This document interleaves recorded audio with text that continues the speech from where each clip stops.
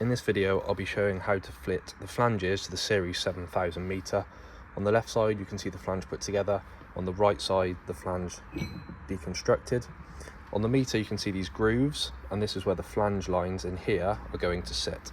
If we turn the meter this way, as I find that easiest to install the flanges, the first thing you want to do is get your gasket. You've got two sides. This side's got text on it, that's the side you want facing down. You just want to gently squeeze that over the outside.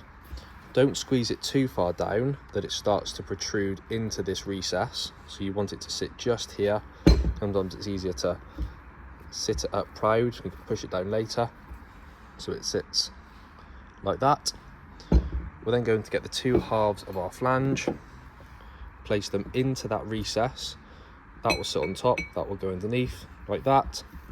Both halves are now sat in, and you can rotate accordingly. You then get your bolts, place those through the top. Get your washer, place that at the bottom, and then just lightly put the nut on each one.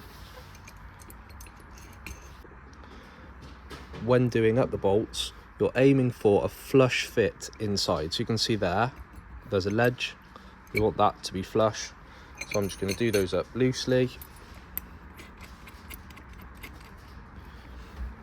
On one side, I'm going to hold the spanner. The other side, I've got my impact, and I'm just going to gently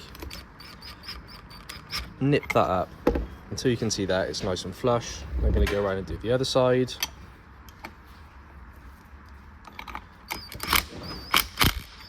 There we go, nice and flush on both sides.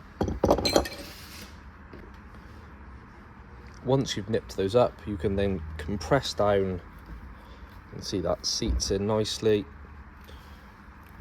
the washer, and that's the side of the meter done. You replicate the other side and you're ready. If this isn't in the right configuration for your flange pattern, loosen these, turn it in position of where it is, tighten down again, and you're ready to go.